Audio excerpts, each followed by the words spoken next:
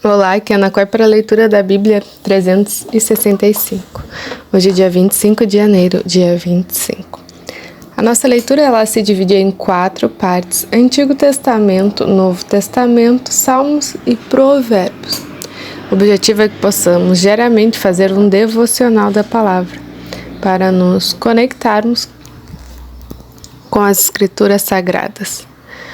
Convido você a escolher um local confortável e de preferência em silêncio, para que você possa desfrutar deste momento em Cristo. E na autoridade do nome de Jesus, peço ao Espírito Santo que transbordem os nossos corações, tornando ensináveis para que possamos receber as revelações do dia de hoje. Amém. Antigo Testamento, Gênesis, capítulo 50, versículo 1. Então, José se lançou sobre o rosto de seu pai, chorou sobre ele e o beijou. José ordenou a seus servos, aos que eram médicos, que embalsamassem o corpo de seu pai. E os médicos embalsamaram Israel, gastando nisso 40 dias, pois assim se cumprem os dias do embalsamento. Os egípcios ficaram de luto 70 dias. Passados os dias de luto, José falou à casa de Faraó: Se agora encontrei favor diante de vocês, peço que falem aos ouvidos de Faraó, dizendo: Meu pai me fez jurar, declarando: Eis que estou morrendo, sepulte-me no túmulo que abri para mim na terra de Canaã. Agora quero ir e sepultar meu pai, depois voltarei. Faraó respondeu: Vai e sepulte seu pai como lhe fez você jurar. José partiu para sepultar seu pai, e com ele foram todos os oficiais de Faraó, os principais da sua casa e todos os principais da terra do Egito, bem como toda a casa de José e seus irmãos e a casa de seu pai. Deixaram na terra de Gósen somente as crianças, os rebanhos e o gado. E foram também com ele tanto carruagens como cavalheiros, e o cortejo foi muito grande.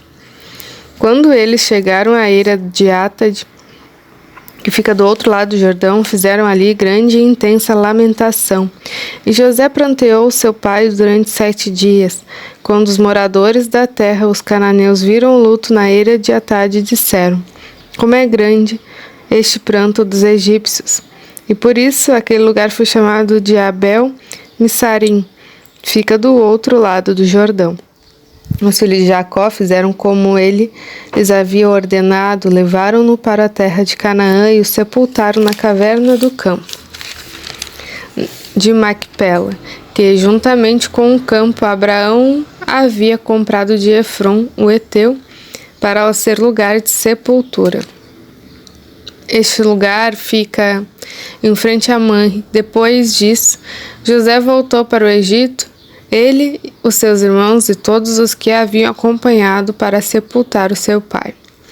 Vendo os irmãos de José que seu pai já era morto, disseram: É possível que José tenha ódio de nós. Certamente nos retribuirá todo o mal que lhe fizemos.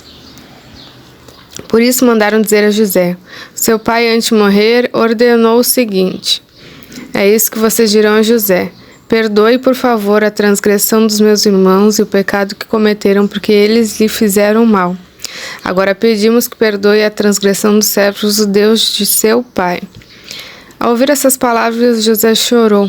Depois vieram também os seus irmãos, prostraram-se diante dele e disseram: Eis-no aqui, somos seus servos. Mas José respondeu: Não tenham medo, será que eu estou no lugar de Deus?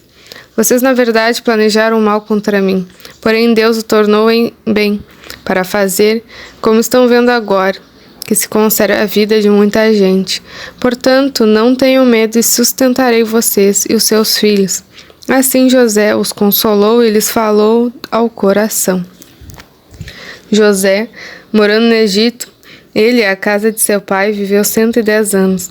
José viu os filhos de Efraim até a 3ª geração, também os filhos de Maquir, filho de Manassés, os quais José tomou sobre os seus joelhos de José disse a seus irmãos: eu vou morrer em breve, mas Deus certamente visitará vocês e fará com que saiam dessa terra, para ir à terra que jurou dar a Abraão, a Isaque e a Jacó.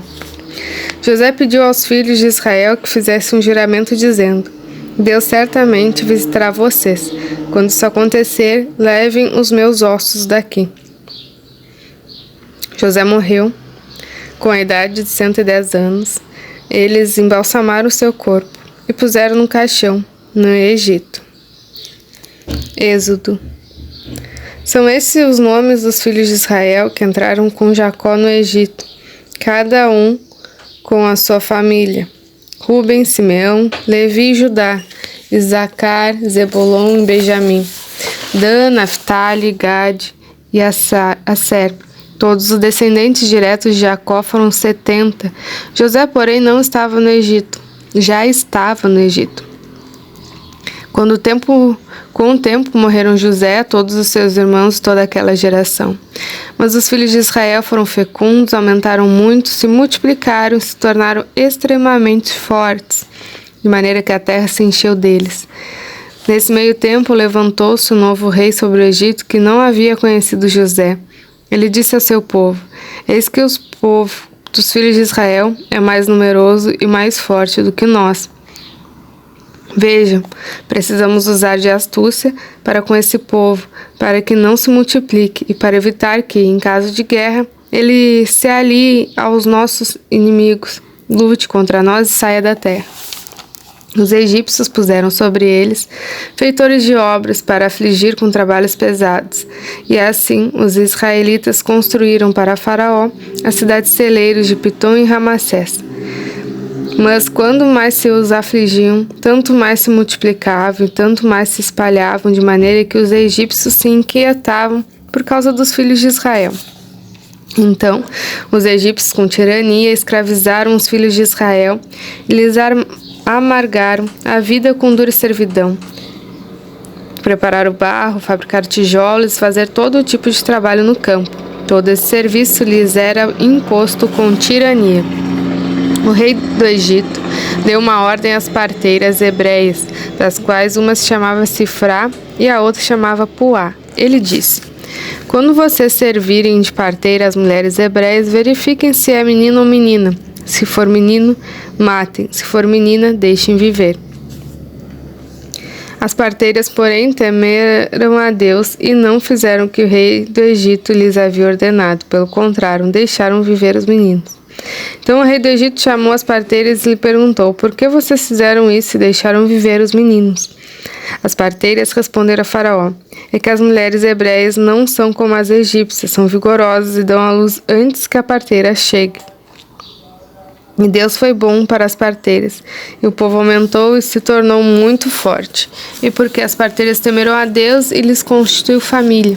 Então, Faraó deu ordem a todo o seu povo, dizendo: joguem no rio Nilo todos os meninos hebreus que nascerem, quanto as meninas deixem viver.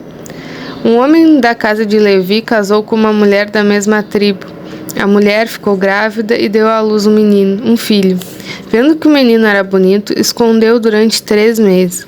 Não podendo, porém, escondê-lo por mais tempo, pegou um cesto de junco, tapou com buracos com betume e piche, e, pondo nele o menino, largou o cesto no meio dos juncos à beira do rio. A irmã do menino ficou de longe para ver o que ia acontecer com ele. A filha de Faraó desceu para se banhar no rio, e as moças que tinham vindo com ela passeavam pela margem. Quando ela viu o cesto no meio dos juncos, mandou que uma das criadas fosse buscá-lo. Abrindo o cesto, viu a criança, e eis que o menino chorava. Ela teve compaixão dele e disse: este é o menino dos hebreus. Então a irmã do menino perguntou à filha de Faraó: quer que eu vá chamar uma das hebreias para que sirva de ame e crie essa criança para a senhora? A filha de Faraó respondeu: vá. E a moça foi e chamou a mãe do menino. Então a filha de Faraó disse à mulher: leve este menino e amamente-o para mim, e darei um salário para você. A mulher pegou o menino e o criou. Quando o menino já era grande, ela o levou à filha de Faraó, para a qual ele passou a ser filho. Essa lhe deu o nome de Moisés e disse: porque das águas o tirei. Novo Testamento, Mateus capítulo 16, versículo 13. Indo Jesus para a região de Cesareia de Filipe, perguntou a seus discípulos: quem os outros dizem que é filho do homem? E eles responderam: uns dizem que é João Batista, outros dizem que é Elias e outros dizem que é Jeremias ou um dos profetas. Ao que Jesus perguntou: e vocês, quem dizem que eu sou? Respondendo Simão Pedro disse: o Senhor é Cristo, Filho de Deus vivo. Então Jesus lhe afirmou: bem-aventurado é você, Simão Bar-Jonas, porque não foi carne e sangue que revelaram isso a você, mas meu Pai, que está nos céus. Também eu lhe digo que você é Pedro, e sobre essa pedra edificarei a minha igreja, e as portas do inferno não prevalecerão contra ela. Eu lhe darei a chave do reino dos céus. O que você ligar na terra será ligado nos céus, o que você desligar na terra terá sido desligado nos céus. Então Jesus ordenou aos discípulos que não disseram a ninguém que ele era Cristo. Desde esse tempo, Jesus começou a mostrar a seus discípulos que era necessário que ele fosse para Jerusalém, sofresse muitas coisas nas mãos dos anciãos, dos principais sacerdotes e dos escribas, fosse morto e no terceiro dia ressuscitasse. Então Pedro, chamando à parte, começou a repreendê-lo, dizendo: que Deus não permita, Senhor, isso de modo nenhum irá lhe acontecer. Mas Jesus, voltando, disse a Pedro: sai da minha frente, Satanás. Você é para mim uma pedra de tropeço, porque não leva em consideração as coisas de Deus e sim as dos homens. Então, Jesus disse a seus discípulos: se alguém quer vir após mim, negue a si mesmo, tome a sua cruz e siga-me. Pois quem quiser salvar a sua vida a perderá, e a quem a perder a vida por minha causa, esse a achará. De modo que adiantará uma pessoa ganhar o mundo inteiro e perder a sua alma? Ou que dará uma pessoa em troca de sua alma? Porque o Filho do Homem há de vir na glória de seu Pai, com os seus anjos, e então retribuirá a cada um conforme as suas obras. Em verdade lhes digo que, dos que aqui se encontram, existem alguns que não passarão pela morte, até que vejam o Filho do Homem vir do seu reino. 6 dias depois, Jesus tomou consigo Pedro, os irmãos de Tiago e João, e os levou em particular a um alto monte. E Jesus foi transfigurado diante deles. O seu rosto resplandecia como o sol, e as suas roupas se tornaram brancas como a luz. E eis que lhes apareceram Moisés e Elias falando com Jesus. Então Pedro, tomando a palavra, disse a Jesus: Senhor, bom é estarmos aqui, se o Senhor quiser. Farei aqui 3 tendas, uma para o Senhor, outra para Moisés e outra para Elias. Falava ele ainda, quando uma nuvem luminosa os envolveu, e eis que vindo na nuvem uma voz que dizia: Este é o meu filho amado, em quem me agrado, escutem o que ele diz. Ao ouvirem aquela voz, os discípulos caíram de bruços, tomados de grande medo. Jesus aproximou-se, tocou neles, dizendo: Levante-se e não tenham medo. Então eles, levantando os olhos, não viram mais ninguém a não ser Jesus.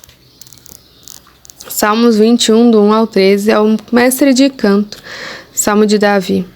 Na tua força, Senhor, o rei se alegra, e como exulta com a tua salvação.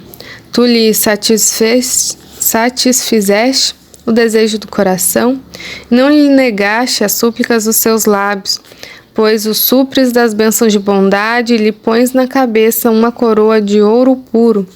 Ele te pediu vida e tu lhe deste, sim, longevidade para todo o sempre. Grande é a tua glória dele por causa da tua salvação, de esplendor e majestade o cobriste, pois o puseste por bênção para sempre e o encheste de alegria com a tua presença. O rei confia no Senhor e pela misericórdia do Altíssimo jamais vacilará. A mão dele alcançará todos os seus inimigos, e a sua mão direita acompanhará os que o odeiam. Tu os fará como uma fornalha ardente, quando te manifestares O Senhor, a sua indignação os consumirá, e o fogo os devorará. Destruirás da terra a tua posteridade e a sua descendência de entre os filhos dos homens. Se contra ti te planejarem o mal e armarem ciladas, não obterão êxito, porque tu os porás em fuga e mirarás o rosto deles com o teu arco. Exalta-te, Senhor, na tua força, nós cantaremos e louvaremos o teu poder. Provérbios, capítulo 5, do versículo 1 ao 6. Meu filho, dê atenção à minha sabedoria, incline os ouvidos à minha inteligência, para que você conserve o discernimento e para que seus lábios guardem o conhecimento. Porque os lábios da mulher imoral destilam mel, e as suas palavras são mais suaves do que o azeite. Mas o seu fim é amargo como fel, e cortante como uma espada de 2 gumes. Os seus pés descem para a morte, os seus passos conduzem ao inferno. Ela não faz plana a vereda da vida, anda errante nos seus caminhos e não o sabe. Terminamos mais uma leitura diária. Muito grata por compartilhar deste momento em Cristo. Se inscreva no canal para receber as notificações diárias. Tenha um extraordinário dia. Deus abençoe você e a sua família. Amém.